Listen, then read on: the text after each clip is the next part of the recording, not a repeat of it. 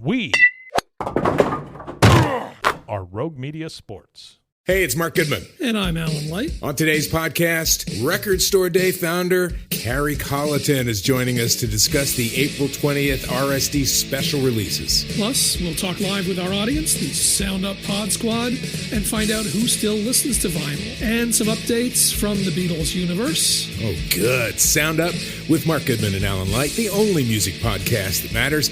Get it on Pandora, Spotify, Apple Podcasts, or wherever you get your podcasts.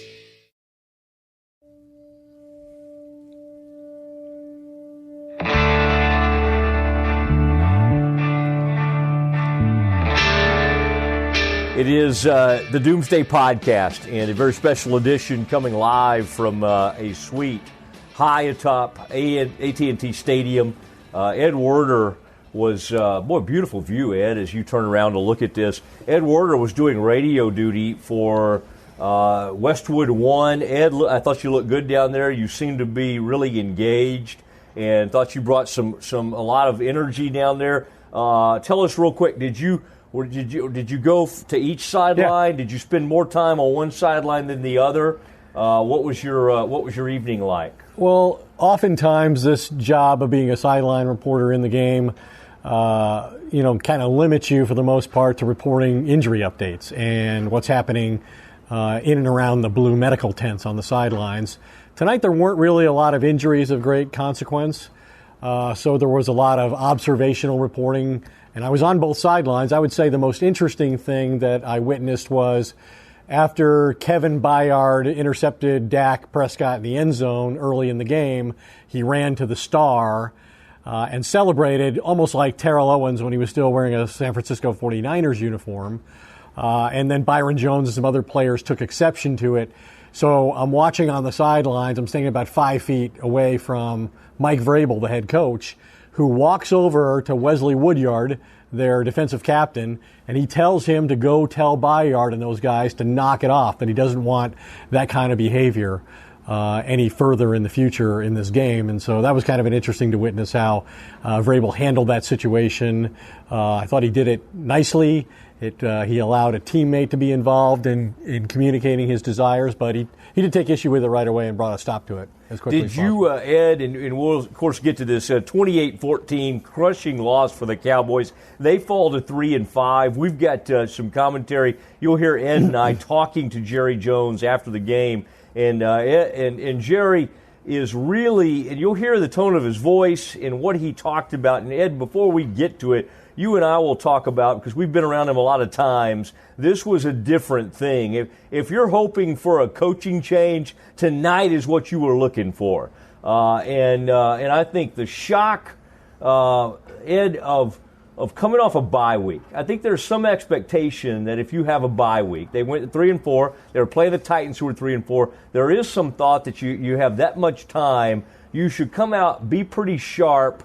And it wasn't so much that they lost the game, it was really more about how poorly they played. That was the point he kept making. He was disappointed with how they played the game. He said, I could accept the loss as hard as it would be if the performance in it were better.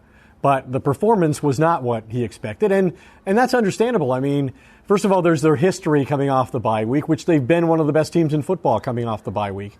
There's the fact that you're playing at home where you haven't lost all year. There's the fact that you're playing a 3-win team that's lost 4 games in a row. And then there's the fact that you, as the owner and general manager of this franchise, have made 2 moves during the bye week of great consequence to try to improve your team and give them a chance to go win the NFC East. You traded your first-round pick for a starting wide receiver in Amari Cooper. You fired, for the first time since Jason Garrett's been a head coach, you fired an assistant coach during the season and elevated Mark Colombo to that post and brought in Hudson Houck from a 7-year retirement as an advisor. So, of course, Jerry had rightly expected a much better performance than was delivered here. And let's put it in perspective. The reason that they did all this is because the Titans were the offense the Cowboys didn't want to become. Like, they're horrible on offense, and the Cowboys just allowed them a season-high 28 points in their own building. And this is the worst loss for the Cowboys, 14 points, coming off a bye week since 2004. And that's the reason people are asking questions about Jason Garrett's future. Yeah, and also it came up about, Scott Linehan. Could there be any changes? Now, you'll hear Jerry did definitively say there will be no in-season coaching change. He will not make a head coaching change. I tried to get some... you said something like tonight, you mean? I don't know if he appreciated my snark this evening. Nobody does, especially in a moment like that. But it was a dark, downcast moment for Jerry, and you're poking fun at him. Anyway, which I admired. But I think he can say that, and I think he means that. But there's a caveat in that. He said the same thing in 2010 before he fired Wade Phillips during the season. And the thing that forced his hand was how hard the players continued to play in a lost season. They were 1-7, I believe, at the time. Well, they're not that now. But the season is quickly turning into a hopeless proposition for the Dallas Cowboys, no matter how bad the other teams in the NFC East might be. And so I think Jason Garrett's probably safe through the end of the season, provided his players don't quit on him like they quit on Wade Phillips. Yeah, and we saw that happen. That was mid-season. We're at that same juncture, but the record's a little better, and the relationship with Jason is a little different than what Jerry had with Wade. Although Jerry hated doing that, he just felt like he had to. And interestingly, that is when Jason sort of proved himself to a certain extent. By the way, the team finished out that season. They rallied a bit. And so that was when Jason Garrett was extended the offer. I got the sense, Ed, as many times as we've been around Jerry after those games. I mean, they're just here's who he's going to defend at this point. I didn't hear any really defense of Garrett. I didn't hear. Now he defended Colombo, but in HUD because they just made those moves, and I think he was pleased with that they tried to come in and make some changes. Here's who he's going to try to just completely... He defended Dak Prescott. That's what I was going to say. Yeah. The quarterback is who he is standing by right now. And you and I joked about it. What he basically was saying is one thing that Dak has been really good at in his 3 seasons is protecting the football. Well, he's not good at that anymore. Not right now. He's not in the last 3 games. He's been sacked a lot. He's been hit a lot. He's clearly lost confidence in his offensive line, and justifiably so. That being said, he's fumbled 7 times in the last 3 games. He's lost 5 fumbles in the last 3 games, and you can't win like that. And then he forced an interception in the end zone. Amari Cooper makes a great double move early in the game, gets the Cowboys on the scoreboard first, cashing into turnover that the defense created for him. And then he tries to force a ball. He's double covered. He has no chance of catching that ball. It was almost an arrogant throw like, we'll show you how good Amari Cooper is, and we'll justify this first-round pick we gave up to him. Even when it appears he's covered, he can still score touchdowns. And Bayard picked it off, and that was really the big turning point in the game. I mean, the Cowboys had every reason to take a 17-0 lead in this game. The Titans turned the ball over their first 2 possessions and nearly their third. It was called a turnover on the field, their third possession, a fumble.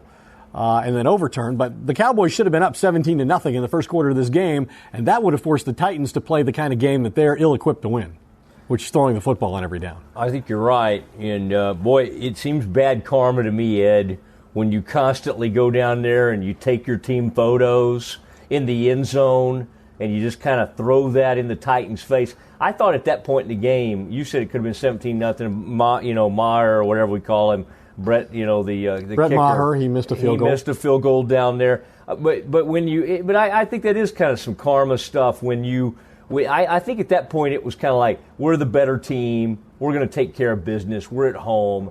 Well, they let the Titans. It was kind of like everything that Jalen Smith had said during the week, right? He talked about needing to. What do the Cowboys need to do to be an elite defense? They already ranked as one of the best in the league, second, in fact, to the Titans in red zone defense. They were able to win on third down, 39% of the time going into the game. They'd allowed the fewest points in the league, the fewest 20-yard plays in the league. So what did they need to do to play better and take it to the next level? And he said to be an elite defense, we need to, force turnovers. We need to get sacks and knock the ball loose and score points on defense. And they very, very nearly did all of those things.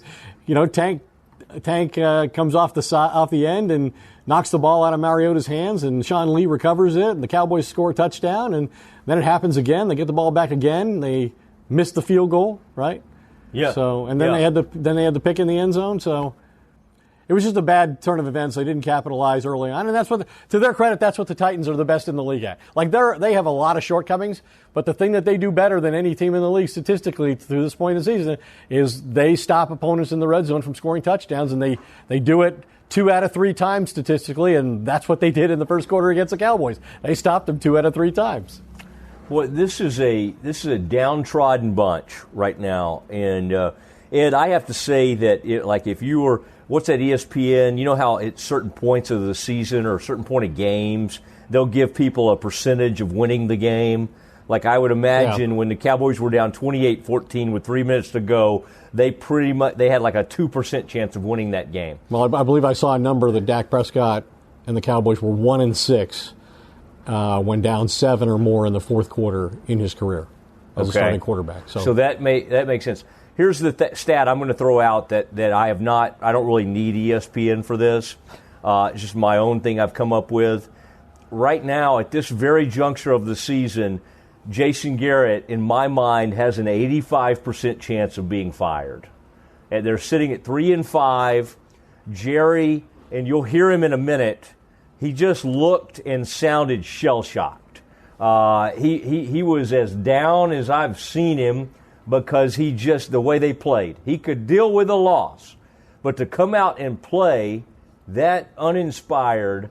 So I don't know. Again, I think he took it as a personal betrayal because of all he did during the bye week. You're right. As the general manager, all the front office did to try to fix their problems and give them incentive and make them enthusiastic. I mean, I went over to the start of this week and Dak was uncharacteristically enthusiastic despite being 3-4 as a quarterback and despite his own future being undetermined. I mean, he was ecstatic, and it was all because they had gotten Amari Cooper, and they just went out there and did nothing with it. No, it was embarrassing, and I thought the real Ed. I don't know if you saw it as you were down the sideline. I saw it from the press box as Jason Garrett walked off the field. A fan tried to hand him a Dodger dog. I missed that one. Ed, so much to get to here. I want to thank a sponsor of ours and really big, MyBookie. Ed, you were covering this game, so you couldn't really bet on it. But I always tell people to use MyBookie. You trust them. They've been in business for years, have great reviews online, and their mobile site extremely easy. And when you go to MyBookie, here's one of the great things. I may have tried some offshore things in my past, Ed. I don't want to get too specific here. One of the things that kind of gets you about these sites, sometimes it's a little hard to get your money. At MyBookie, they pay, and they pay immediately. They have in-game live betting, the most rewarding player perks in the business.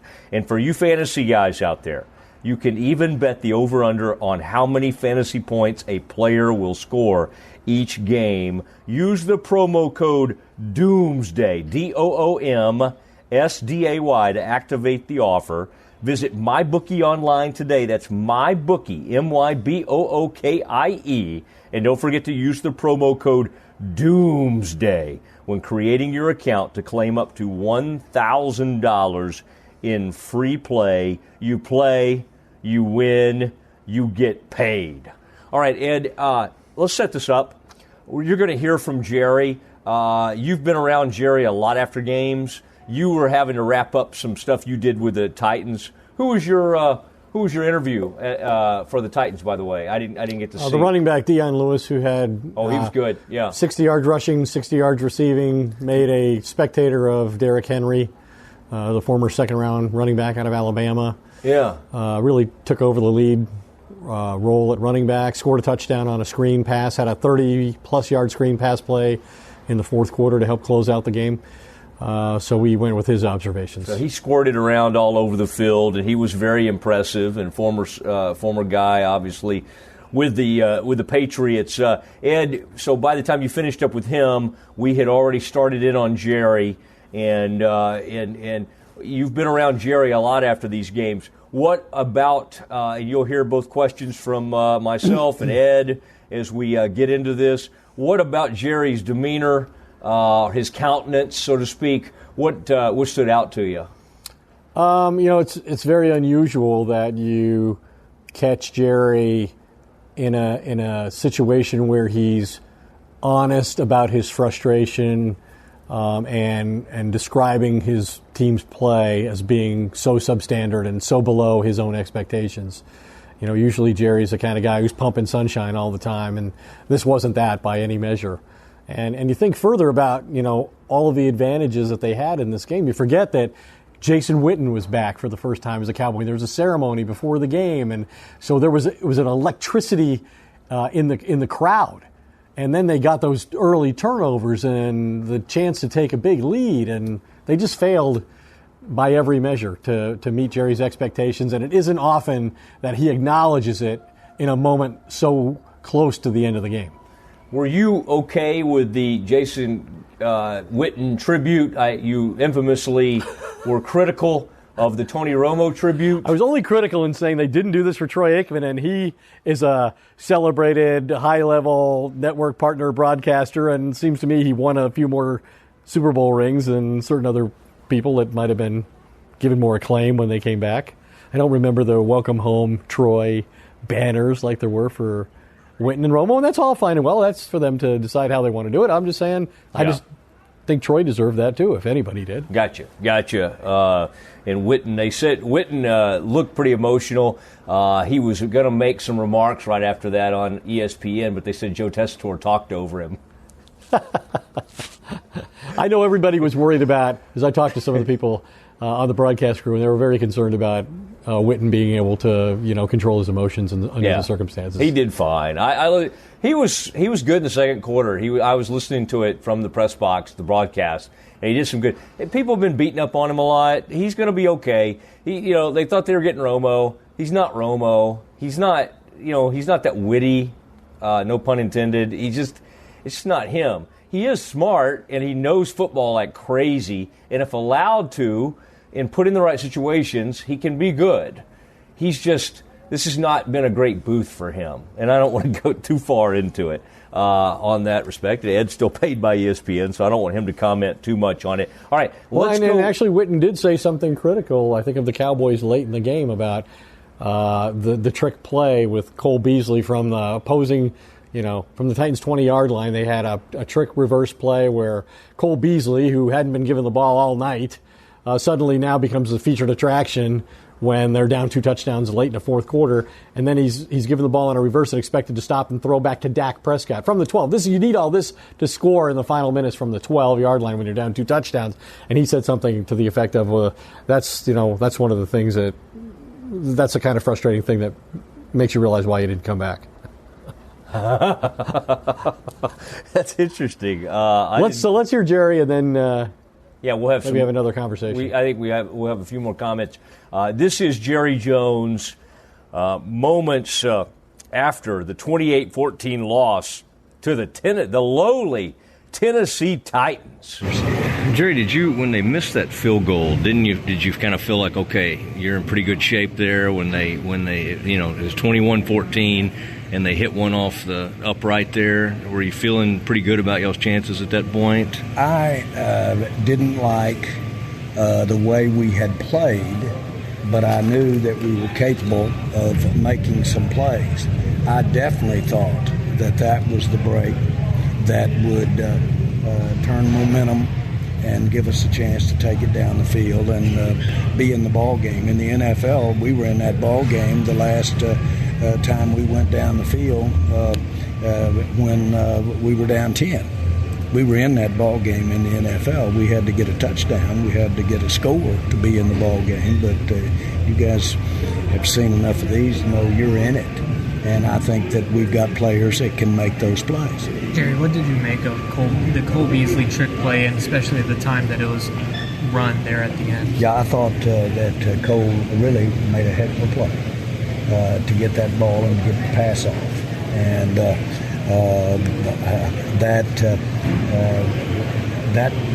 play doesn't bother me at the end. What's the thing that disappoints you most about this game?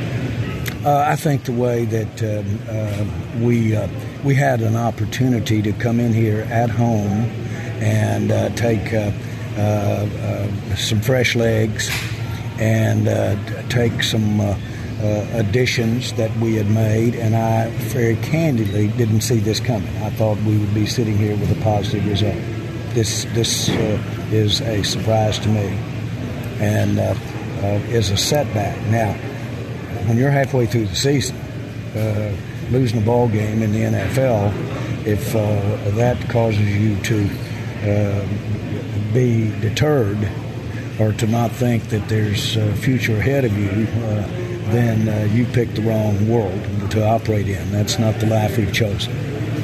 Now, how do you feel about it going forward? Because you're about to embark on the toughest stretch of the season. Yeah, and I think that we've got to play each possession, we've got to play each series, and we've got to go out here and just take it one at a time. We've got to look for some positive things. I think I'd have loved to have had Gregory out there tonight. I'd have loved to have had Irving out there tonight. I'm not making excuses. We had some guys make some good plays, but I think we've got a lot to work with in terms of our team and in terms of being not only competitive but winning some ball games. I do. I will say this: I really had this with our bye week, with some of the ways that 19 had done some things at practice and with some of the plans that we had offensively and the way our defense was playing. What was surprising was to not be able to stop them from sustaining those long, time-consuming drives. That was a surprise. It still is. I'm anxious to get a better look at that. Do you feel like you're still in the NFC East race at this point? Again, I don't. Right now, I don't like the way that we played tonight. Had we played a lot better tonight and had the loss, then I would be more positive about that. We've got to play better. We're not in anything if we don't play better. We have to play better. And we did not play good. For whatever the reason, after that first spurt of energy there in the early part of the game, we just didn't play very well. You've continued to publicly back both Linehan and Garrett. Why? Well, again, I'm not in the business of backing anybody. They're my head coach and they're my coordinator, and so I just don't not back them publicly. Jerry, what's left for you in the front office to do to turn things around? I mean, you made 2 moves during the bye week, and now with the trading deadline passes, limited things you can do, pretty much half and half. Well, there's a lot of things that you can do. The question is meaningful things that could change things for the positive. No, I don't.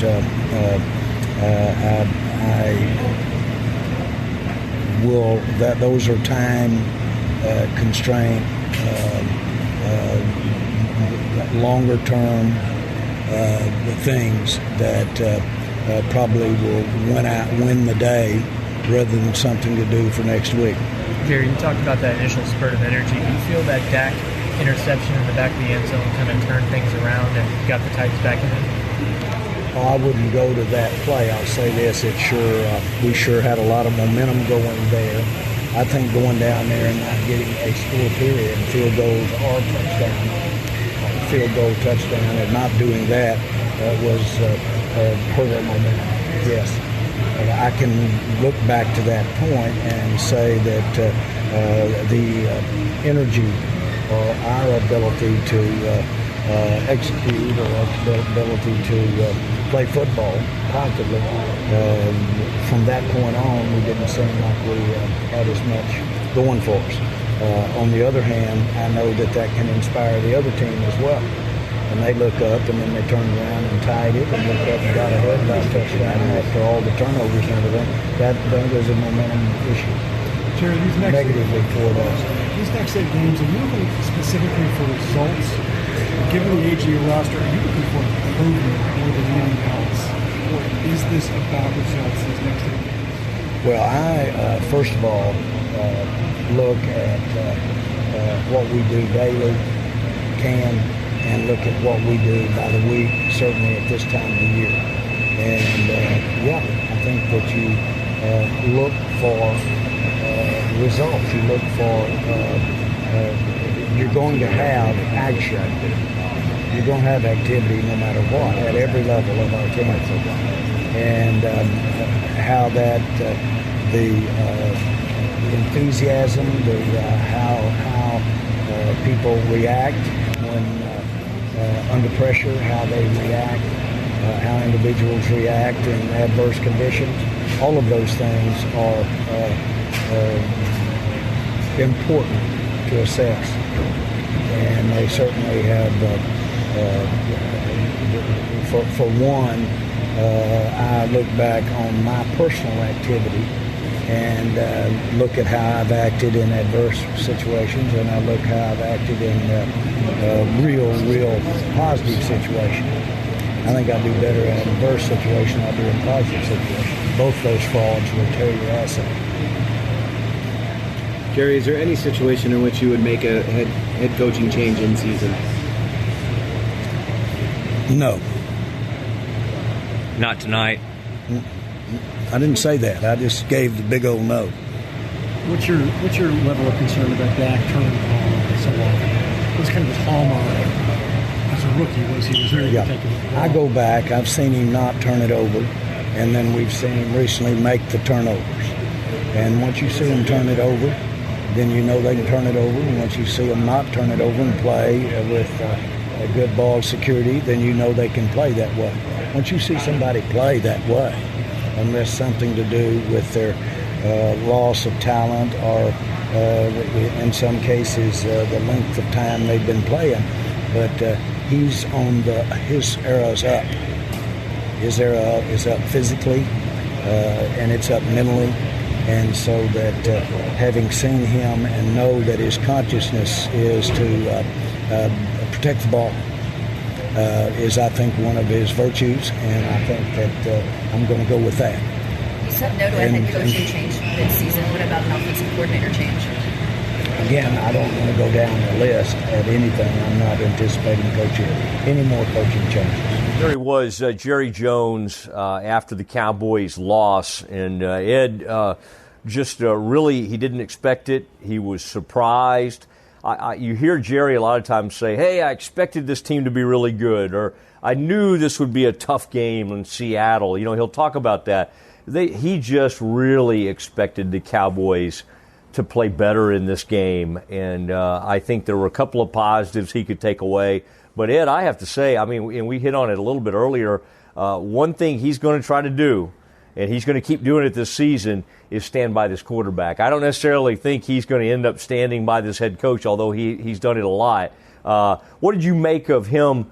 It probably wasn't a surprise to either one of us, but for him to say definitively, no, there will be no in-season coaching change.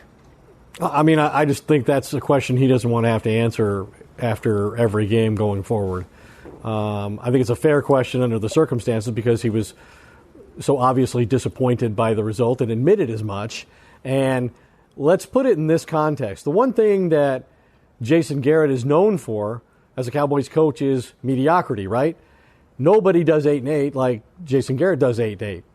And since he's become the Cowboys coach, they played 14 games while they were one game below 500. And in those 14 games, the Cowboys were 12-2, getting back to 500. Tonight, they didn't do it. They had the same chance, and they failed. They couldn't even get to 500 under Jason Garrett now. It's something that they've almost always done. And they've lost at home, and they've lost back-to-back games for the first time in 10 games.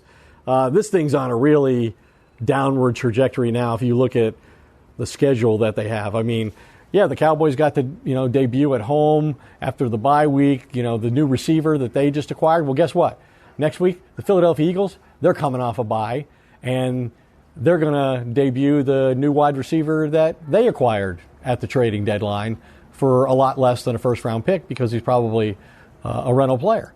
But that's how this starts. Then they go to Atlanta. Atlanta's going to score 100 points on them, and then the Saints are going to score 200 points on them. So I think it's not surprising that he defended the quarterback. I think the quarterback's play was very poor in this game, and I've not been one to criticize Dak Prescott harshly or unfairly in my mind. But the turnovers were both the result of poor judgment. They were both very hurtful to his team. They scored off both of them ultimately. He got sacked 5 times again. I know in talking to him, he thought, hey, I watched the tape. I saw that this is a defense that I think I can get outside and make some plays on, running the football like Deshaun Watson did when he had 44 yards, season high for him rushing. And Dak really never did much. He 2 carries for 11 yards. And he thought that he could get Cole Beasley and Amari Cooper 100-yard games, and they fell well short of that. Cooper had 58 yards, and Beasley had 16, all of it in the fourth quarter. So I don't know that anybody's expectations were met.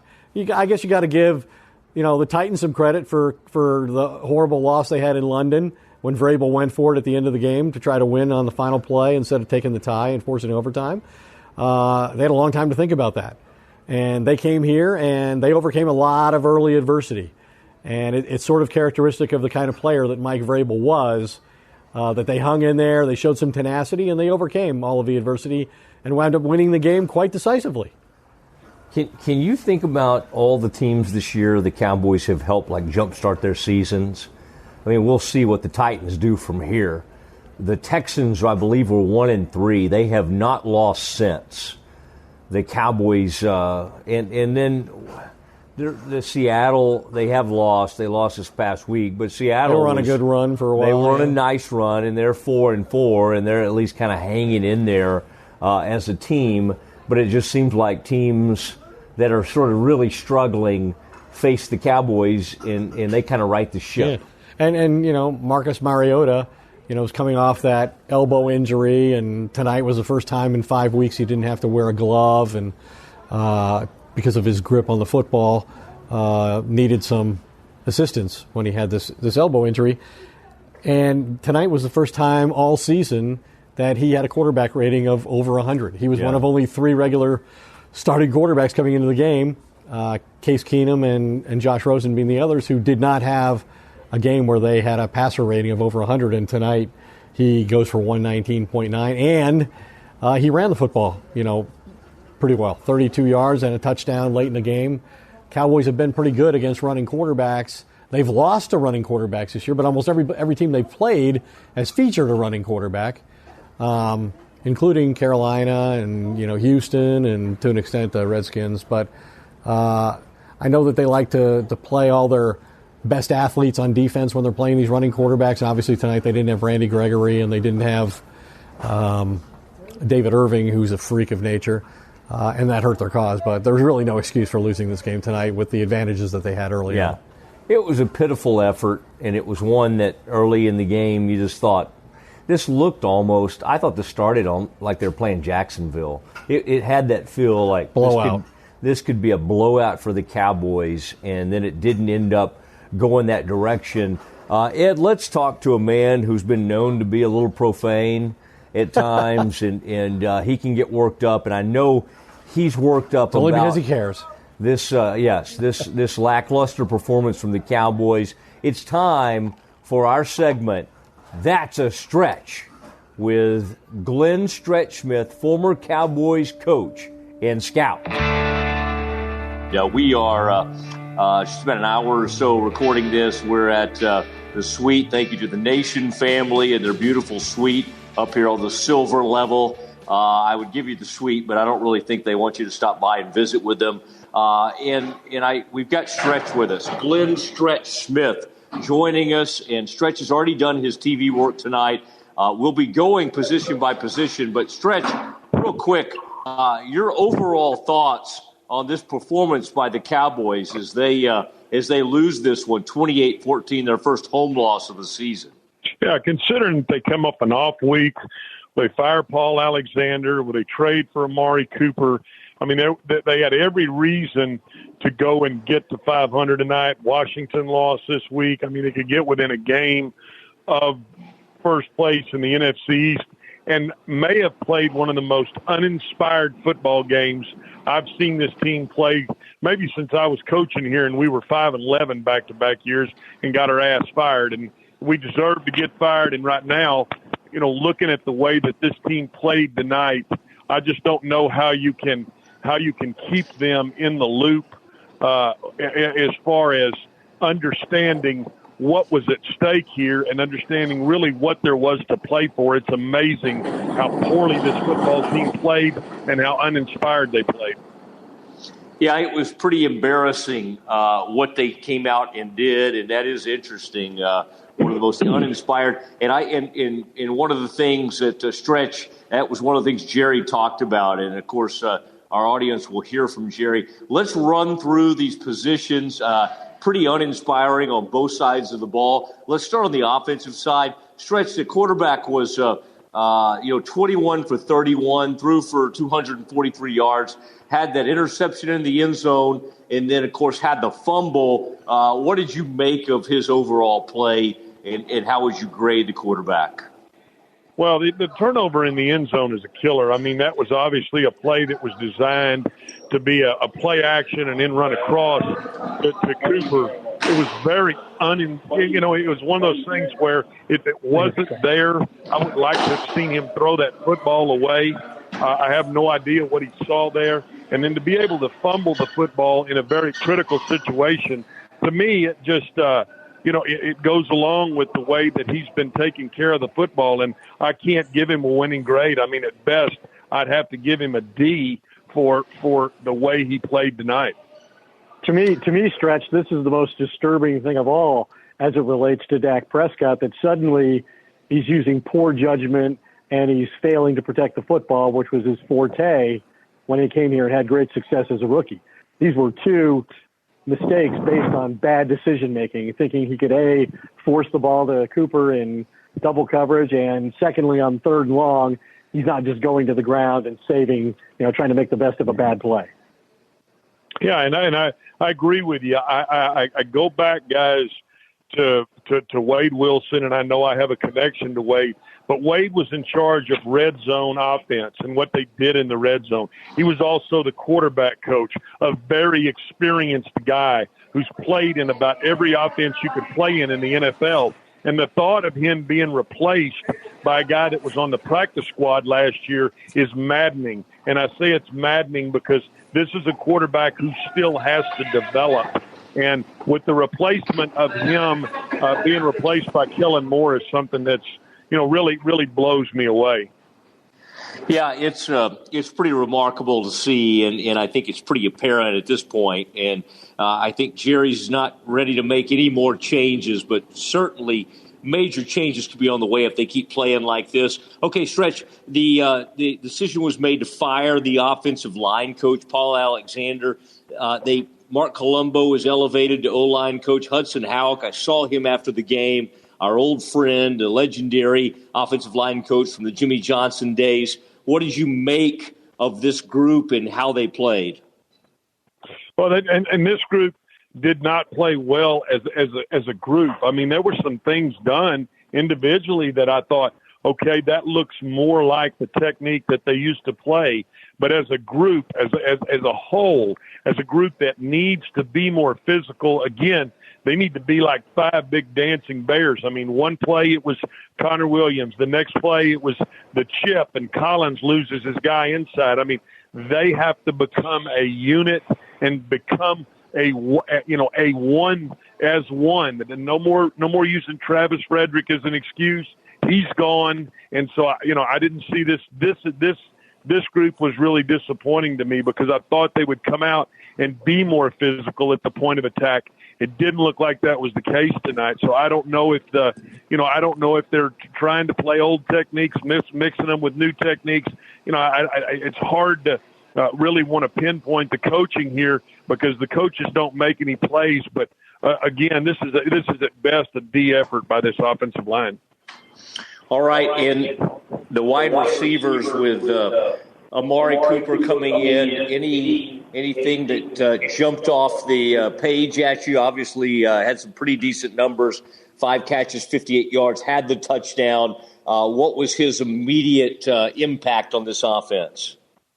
Well, I like this double move initially. I mean, he run the whip route, where you drive it inside and then break it back outside. It was a well-designed play. I like how he runs the slant. I mean, this is a polished route runner. This is somebody that they haven't had on this football team in a while. So I like his impact. I thought Thompson did an okay job. He's more of a slot guy, and you can tell he's comfortable in there.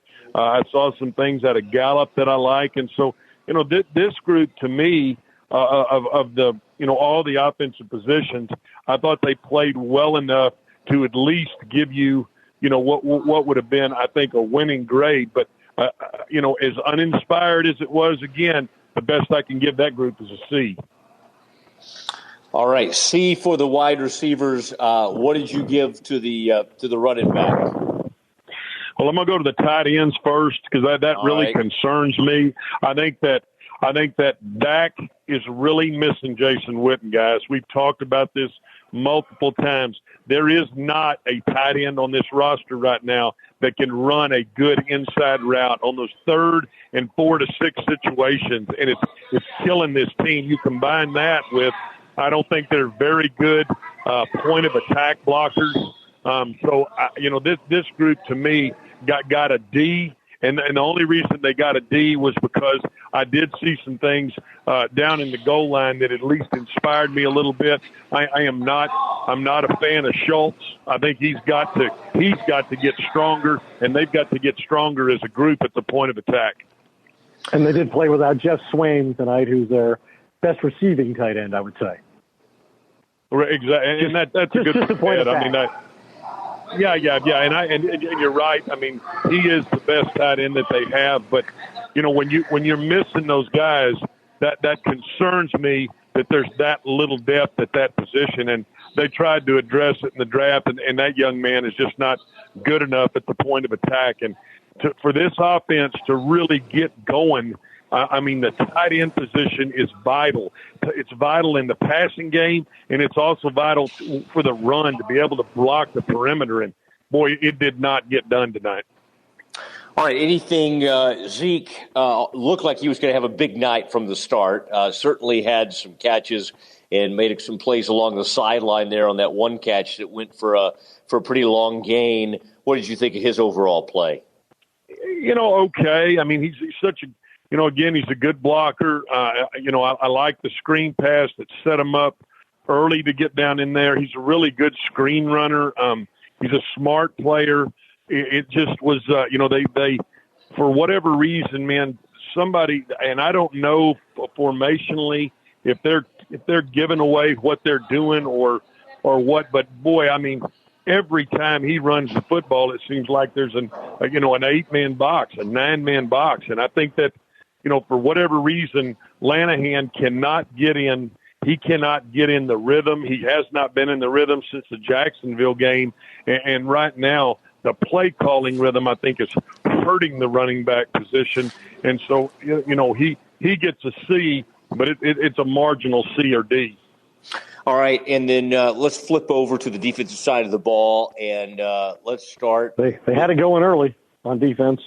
Yeah, they did, and they were down there taking some pictures in the end zone. They thought they had a third turnover in that first half, but as the game went on, Tennessee fought back and was able to sustain some long drives. Stretch, let's start up front. Some sacks, 4 sacks in this game for the Cowboys. What did you see up front from this group? Yeah, I saw a group like I think Ed was mentioning. I mean, early on they were running some stunts. They were getting there. Lawrence did a nice job on that strip and sack. I saw Armstrong running around, making some plays. I saw the inside guys, to me, Woods, Ross. I mean, they were doing some things that was really causing Tennessee some problems. I thought, though, the unfortunate thing was it looked like they tired late in the game. And I'm saying tired as if they weren't chasing the football like they were early in the game. And I think that, obviously when you have Conklin and Lewan, they're big physical tackles and edge blockers, they were able to make some hay there. And, their play caller, Tennessee's play caller, was in a nice rhythm. And I think it affected this defensive line, along with the fact that they tend to tire late in the game. It's almost like you wanted to give them, a B in the first half and a D in the second half. I just didn't see the production when they needed to make big stops. And I'm saying make big stops. I think, when you look at the first statistic you looked at, I think they were 11 of 14 or something like that, maybe late in the game in third downs. You got to get off the field. You got to get your offense to football. So I don't know that I can, I don't know that I can really give this group a winning grade, even though they played well in the first half. It's really a telltale sign that they couldn't get off the field in critical third down situations. Well, they played a lot of snaps on defense, obviously, because they couldn't get off the field, and their offense did very little throughout the night.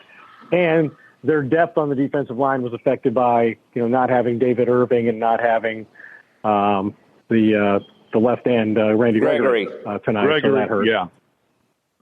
Yeah, you're right, Ed, and that's a good point. I mean, Gregory and Irving not having that rotational look in there, not being able to, they played Crawford some at end. I think he's a better three technique player, and I think that hurt him. So, yeah, you could, there's some things you can point to. I think you make a good point. They didn't keep the ball. They didn't keep drives alive, and again, tiring. I just think that it was a difficult situation for that defensive line tonight. And it's a group that I'm high on. I mean, there were some things by Armstrong tonight that really give you reason to be, excited as a Cowboy fan. Once you get that rotation, you get all those guys going in there. But as far as tonight's effort, I mean, I just point to, again, the one statistic, and I think that's a killer statistic.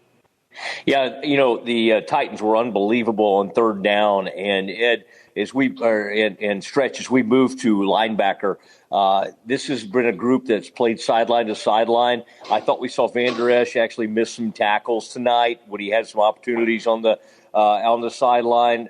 You did see Jalen Smith with the fumble recovery, and as far as Sean Lee, he's now out with another hamstring injury, and who knows how long he might be out. What did you see from that linebacker group?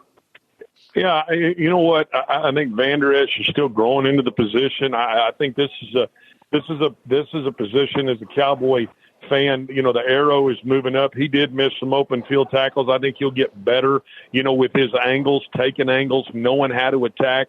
I saw some good things in the him in his drops and how he drops, how he reads and recognizes routes and combinations that was, that were encouraging. Obviously, they did a great job of, schematically running that zone read and then allowing, hit the quarterback to pull the football and flip it on the shovel pass for the touchdown. So, there were some things that obviously were, could fool a young linebacker, but I think this young man is continuing to improve, and I really like his upside. And to me, again, this is I'm going to give this group a C grade, but only because of the telltale sign that they couldn't get off the field.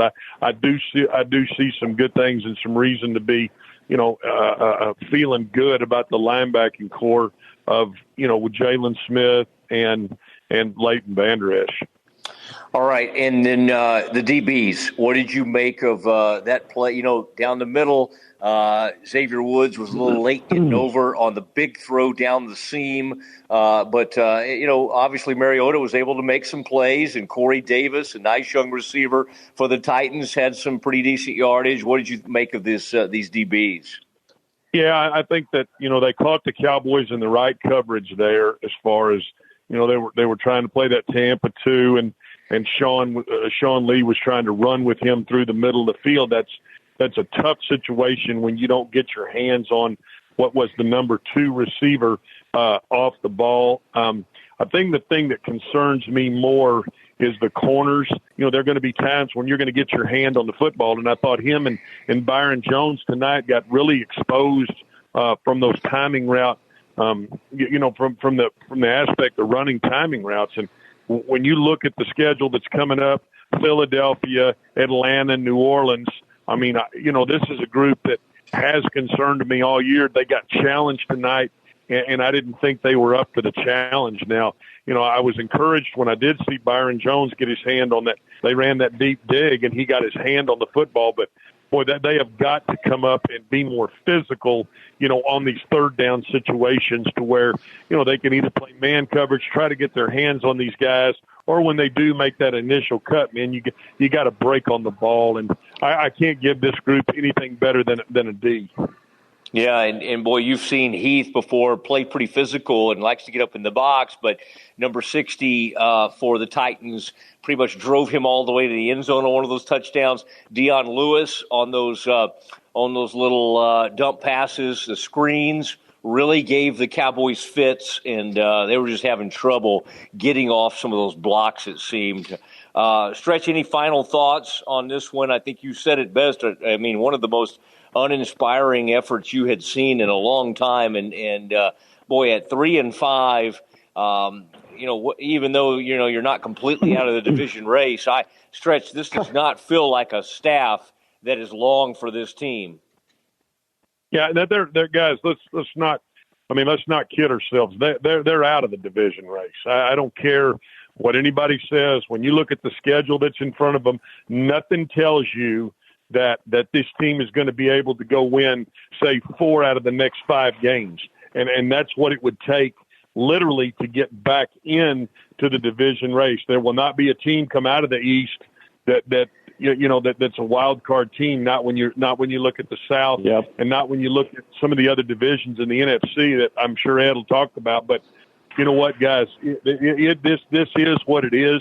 This is going to be a tough second half of the season. It's going to be tough to get on this podcast and talk about it because right now this football team is the shits, man, and they're not playing very well. And so I just I'm not going to try to sit up here and say that it's something that it's not. That they're not playing good. The quarterback, looks like his confidence has been shaken some. This offensive line is in transition from one coach to the other coach. And until they can get on the same page, until they can get an offensive coordinator that they have some confidence in, it really reeks of a. And I like Jason. I've always liked Jason, but the message from the head coach, it looks like it's getting stagnant. And so I think it's going to be a long next 2 months for us getting on here, and hopefully we'll have something positive to talk about. But right now, as I sit here Monday night, it's the shit. I don't know how to say it any different than that. I won't argue with your terminology. Maybe it's appropriateness, but not the terminology in general. When you look at the fact that they have to play the Eagles twice yet, including next week when they're coming off a bye. They still have to play the Saints. They still have to play at the Falcons. I mean, how many points are those teams going to score? Well, and I think that's the point, Ed. I mean, and you've talked a couple of times in this segment about injuries that the Eagles are getting healthy. I mean, Sproles is coming back. You know what I mean? They're going to be hitting their stride, and so I just think when you see the uninspired football that you saw tonight, I'm not sure how. I just don't know. I'm not sure how they can rally the troops. I'm not sure. Jason can shut the door over there and kind of get this thing going. I'm really disappointed in how uninspired this team played because when I look over and Leon Lett was probably the most inspiring thing I saw on 3rd and 8 when he was trying to get them going a little bit. That raises a real concern for me. Because that's not really Leon's personality. No, not at all. Stretch, we really appreciate it as we come to you live from Cowboy AT&T Stadium tonight, and all our best to you, and appreciate your fine work on Channel 8 tonight in the pregame, and on there with Del Hansen, the moral compass of Dallas-Fort Worth media. Yeah, he's got everything. He's got everything lined out for you. Make sure you follow his lead tomorrow when you go vote there, Sparky. I know you will. All right. I think he's going to admonish you for some of your public profanity. Stretch. I'm sure Gail doesn't put up with that. I appreciate it. You know what? Sometimes it's just my simpleton mind, and I tried to think of another word, and it just couldn't come to mind. There and just isn't one that fits quite as perfectly, is there? That's it. I mean, I could say poop or crap or whatever it is the shits. That's just how it is. So all right. Pray for me Sunday in church, Matt. We'll light a candle. I'll do it. All my best, Stretch. Good work as usual, and we'll talk to you next Sunday night as the Cowboys take on the Philadelphia Eagles and try to climb back in the NFC East race. There he is. That's a Stretch. Glenn Stretch Smith, you hear him every week with his grades. And Ed, as we kind of say goodnight out here, and we are out at recording this from AT&T Stadium. The last of the trash has been swept out of the stadium except for us. That's right. Well, don't forget about the Cowboys. Oh, they left long ago. This was a rough ending, and so a lot of what people will be talking about now. Of course, I've given my 85% chance at this point that Jason Garrett will be fired before the end of the season. No. I'm just saying at this point, as they sit here 3-5, there's an 85% chance he's fired whenever. And I would think it would happen at the end of the season. Okay. I think Jerry, as long as they don't quit on him completely, will allow him to finish out the season. Which leads me to this. There's a question a lot of Cowboys fans will likely be asking the rest of this question. Who's the next coach of this team? Shall I go first, or do you want to go first? I've got a couple of veteran names. There's going to be one college name that everybody has. Why don't you go first? Do you have any thoughts on if Jerry's sitting there? He's always told us. He always has a short list. And you got to think. One time Barry Switzer was on his short list, and I think he might have another Oklahoma coach on his short list right now. Yeah, and who would that be, Ed? I think that guy's name is Lincoln Riley. Coach Baker Mayfield. I think he's a guy who's going to get some NFL opportunities. And it wouldn't surprise me, given Jerry's relationship with people in Norman, including Switzer, if there weren't some interest there, especially if Jerry really believes that Dak Prescott is a franchise quarterback. And I've said he just for the first time made a move that backed up his rhetoric in that regard by giving up a number one pick to acquire Amari Cooper, because he's a young receiver you can build around, like you can build around Ezekiel Elliott and you can build around Dak Prescott. If you don't think that Dak Prescott is your long-term starting quarterback, then you need to keep the number one pick to possibly take a quarterback. So if he believes in Dak Prescott as he says and as it seems, then I think a guy like Lincoln Riley makes a lot of sense, because I think they need to embrace the college style of offensive play to get the best out of a quarterback like Dak Prescott. If Lincoln Riley didn't take the job, and I'm not certain Jerry would be inclined, even though that's the hot name and that's one connected to the Cowboys. I'm going to bring up somebody you've covered and you've known for a lot of years. There were two names when Jerry hired Wade Phillips. It was Norv and Wade. Norv, 66. He's done an incredible job with Carolina. Would he want one more shot at this thing? That Jerry would have a very certain, comfort level with Norv. That's a name I think has to at least be thought about in this kind of instance, because Jerry goes to people sometimes that who do I feel most comfortable with, and that's a throwback. Well, and they just did that, right? They demonstrated that that's the way they react to problems, is they try and solve them with the personnel that they had and the style of play that they used in the 1990s when they were winning Super Bowls. That's why Hudson Houck is back here after retiring for 7 years. Norv makes sense. I know that he had an interest in having Norv here when, he was going to hire. The belief that maybe Jason Garrett wasn't quite ready, but was going to be groomed by Norv instead of being the coordinator for Wade, had a lot of appeal to Jerry. I don't know that Norv is willing to be a head coach again. And I don't know how he views the Cowboys' prospects, quite honestly.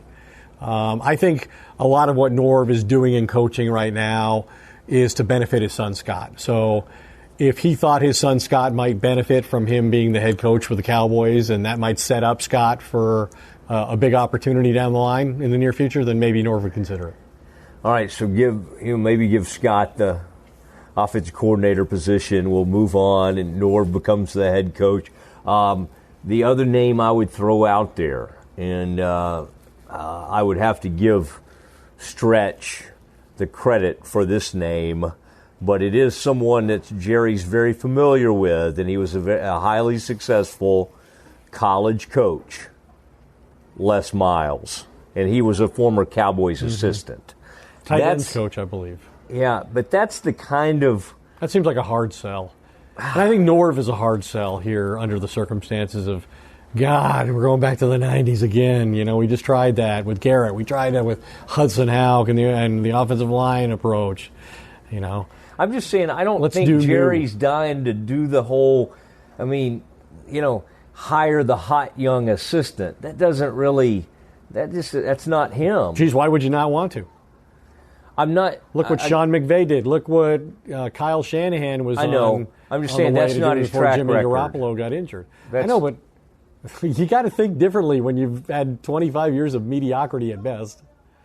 Yeah. And he did win with a college coach. He won 2 Super Bowls. You could argue 3 with a college coach. No, I'm okay with a college coach. I'm saying I don't think he'll go with the young hot assistant in the NFL. I think he should and hope he gets lucky. I hope hope you get the next Sean McVay, a forward-thinking, great play caller. Is Josh McDaniels that guy, or is that Josh McDaniels would be that guy? And some people don't think he'll ever get another chance. I would make a run at Josh McDaniels. He would be the first guy I would go after for a lot of reasons, despite his failure in Denver as a head coach, despite the fact that Colts had him agreed to a deal. He was hiring coaches, including Matt Eberflus from the Cowboys, and then he reneged on the deal. I think he would come to Dallas if he had an opportunity to be the head coach here. Can Jerry trust him? I think that's going to be difficult. But you look at what he does week to week with that game plan, and everybody thinks it's just Tom Brady, and it's not just Tom Brady. You look at all the things that they do. I mean, they lose their running back, and they make a receiver, kick returner their running back. They lose Rob Gronkowski, they win 2 games and score 69 points in 2 games. I mean, they are just able to coach around so many problems that he has to be an interesting guy because of the way he coaches quarterbacks, calls plays, develops talent, solves problems. He's great at it. I would interview every offensive coordinator they've lost to this year. Whoever this guy was tonight. That's maybe a lot of interviews. That's Matt LaFleur. He's a Sean McVay guy. He was with he's McVay. Not kin to David LaFleur, is he? That would be a strike. That was an Aikman guy. That's right. That Tease Aikman, that was his guy. Troy will appreciate that. Ed, good stuff. We will have a big presentation following Sunday night, and we're going to have a big watch party that a lot of folks are going to show up to. And then, Ed, I think you'll be out of state, but you will be in our beautiful Colorado studios. And we will, hey, at that point, if they're 4-5, there's some excitement. The season's there's still something to talk about. At 3-6, this thing's over, and we'll get hot and heavy on who these next head coaches might be. Ed, it's been great. I think we need to thank Stretch, Frito Nation Productions, and Mark Frito Friedman. DJ Ringenberg, I thought, did a nice job tonight out here at the stadium. He's a longtime colleague of mine. We'll see when we hit the link what kind of job he did. When we, see if any of this actually goes to air.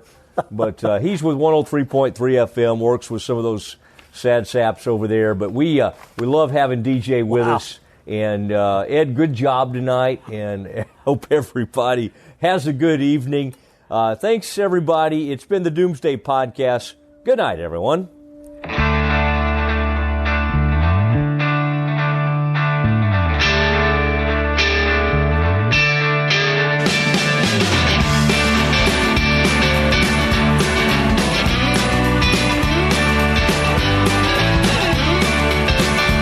Well, Christmas lights are shining, stockings have been hung.